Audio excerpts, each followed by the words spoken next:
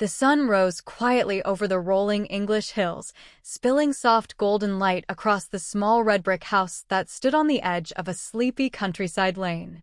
Inside, the smell of toasted bread and brewed tea filled the kitchen, and Mummy Pig moved gently around the stove, humming a tune she remembered from her own childhood.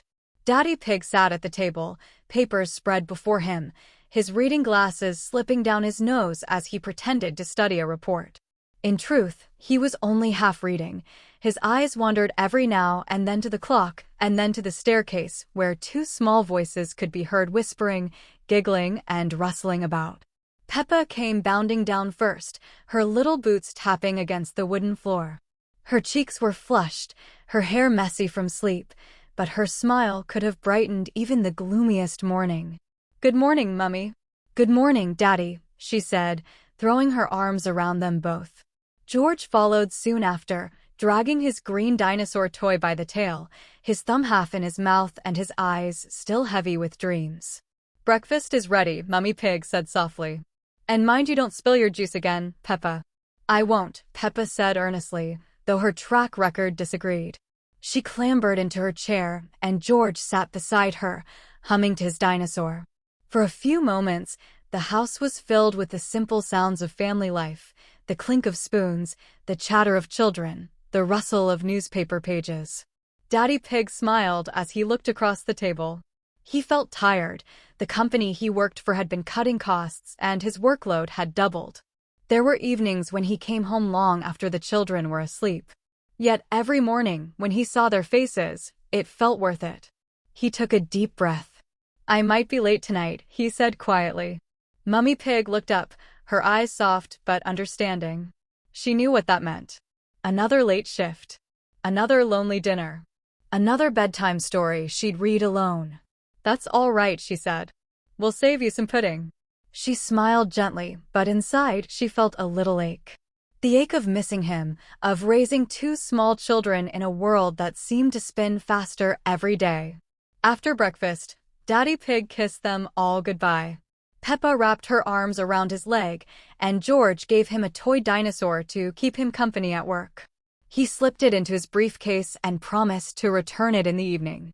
When he stepped outside, the cool air smelled of grass and rain, and for a moment he stood there, looking back at the house, the windows fogged with warmth, the laughter still drifting faintly out. He wished he could stay. The day unfolded in its usual rhythm. Mummy Pig tidied up, answered a few work calls of her own, and later walked Peppa and George to the little preschool nearby. She watched them run ahead, their small boots splashing in puddles left by last night's rain. Peppa's laughter rang out, and Mummy Pig thought, "I hope they never lose that joy." But beneath that thought was another one, a quieter, heavier one. The bills had been piling up lately.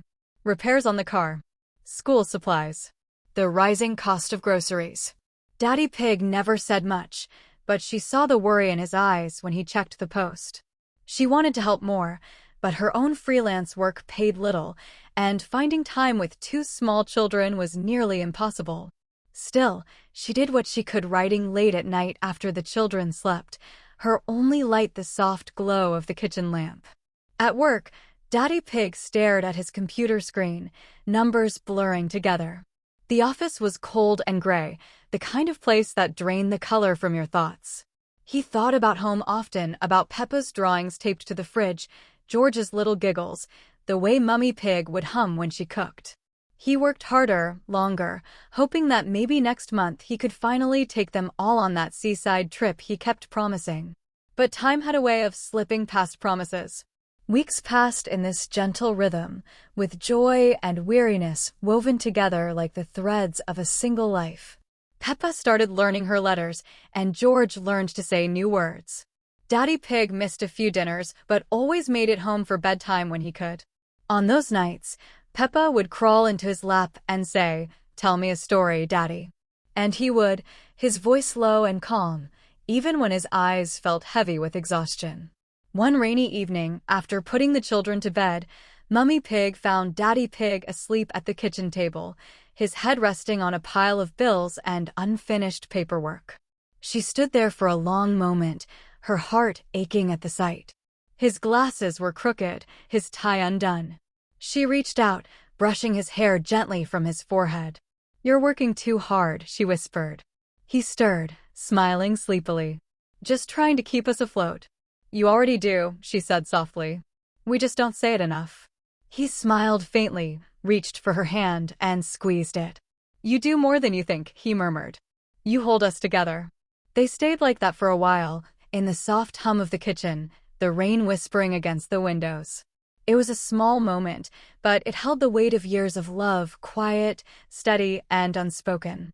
The next morning, life carried on.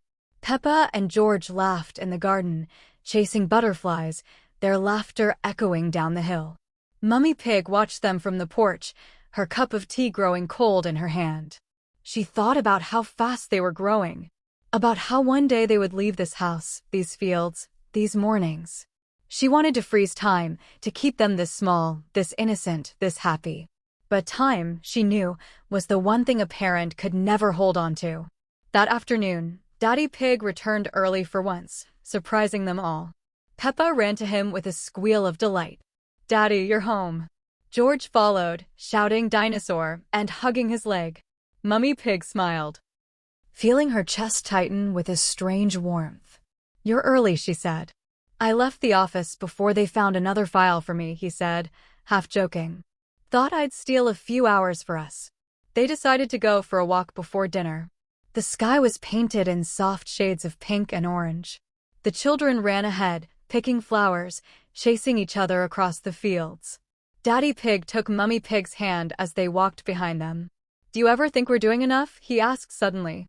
She looked at him, surprised. "What do you mean?" "I mean for them," he said quietly.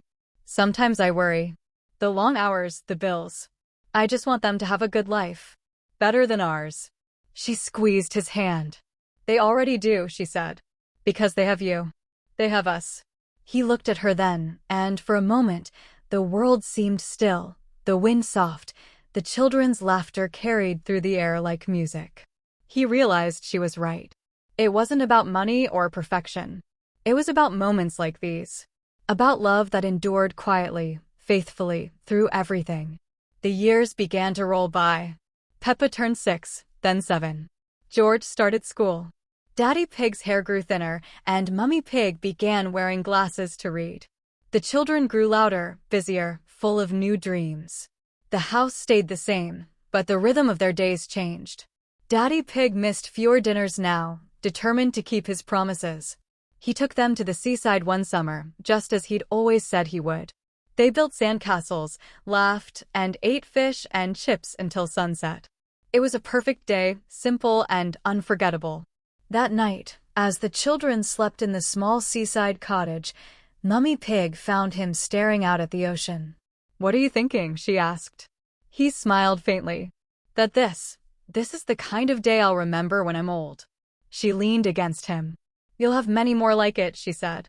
But she knew what he meant. Life was moving, quietly, relentlessly. And in the rush of years, it was the small, ordinary days that became the most precious. One winter, things grew difficult again. Daddy Pig's company downsized, and his job was one of the many lost. He came home that evening pale and quiet, his briefcase empty. Peppa was coloring at the table when she looked up and saw his face. "Daddy, what's wrong?" she asked softly. He forced a smile. "Nothing, sweetheart. Daddy's just a bit tired." But Mummy Pig saw the truth in his eyes. That night, when the children were asleep, he sat at the kitchen table, staring at his hands. "I don't know what to do," he whispered. "I've let you all down." She went to him, placing a hand on his shoulder. "You've given us everything," she said firmly. "A home, love, security. That's what matters." He looked at her, his eyes shining with tears he hadn't meant to shed. "But how will we manage?" "Together," she said simply. "The way we always have." And they did. She took on more work, and he started fixing things. Around the village, small jobs at first, then larger ones. Word spread that he was a reliable, kind man who never overcharged and always smiled. It wasn't glamorous, but it was honest. Slowly, things began to settle. The family adjusted, adapted, and carried on. Years later, when Peppa was nearly grown and George taller than his father, the house on the hill still stood strong. Its walls held laughter, tears, and thousands of tiny memories. One evening, Peppa came home from university for a weekend visit. She found her parents sitting together in the garden, holding hands, watching the sunset. "You two still look the same," she teased. "Except maybe a few more wrinkles." Daddy Pig chuckled. "Each one's a memory, my dear. Every laugh, every worry, every night we stayed up waiting for you to come home from a party." Mummy Pig smiled. "That's what life is, Peppa. It's made of all the little things you don't notice until they're gone." Peppa sat beside them, resting her head on her mother's shoulder. "You two are the best parents in the world," she said softly. Daddy Pig looked at her, his eyes warm but distant. "We just did our best," he said. And somehow, that was enough. When the stars came out that night, they all sat together in silence. The children were grown, the worries of youth long past, but the love remained the same steady, unspoken love that had carried them through every storm. Years later, after Daddy Pig was gone, the house still stood on the hill. Mummy Pig tended the garden he had planted, the flowers blooming every spring just as he'd promised. Peppa and George visited often, bringing their own children to splash in puddles and run through the fields. The laughter sounded the same, echoing through time. One afternoon, Peppa stood by the window, watching her own daughter play. She thought of her father, his laugh, his patience, the way he used to scoop her up after she fell, saying, "It's all right, my little one. Try again." She realized then how much of him lived on in her, in every act of kindness, every sacrifice made quietly for love. She turned to her mother, who sat knitting by the fire. "Mum," she said softly, "how did you and Dad do it all those years? How did you never give up?" Mummy Pig looked up, smiling faintly. "Because love isn't something you give once. It's something you choose, every single day, even when it's hard." Peppa nodded, her eyes shining. She understood now. All those years of muddy puddles and bedtime stories, of late nights and tired mornings, they had been building something invisible yet unbreakable. Outside, her daughter's laughter echoed through the air, bright and familiar. For a moment, Peppa closed her eyes and imagined her father standing in the garden, smiling the way he used to, proud and content. The wind rustled the trees softly, as if answering her thoughts. Life went on, quietly and beautifully, just as it always had. And though time had taken much, it had left behind what truly mattered, the memory of a family that loved without condition, sacrificed without question, and found happiness in the smallest, simplest moments of all.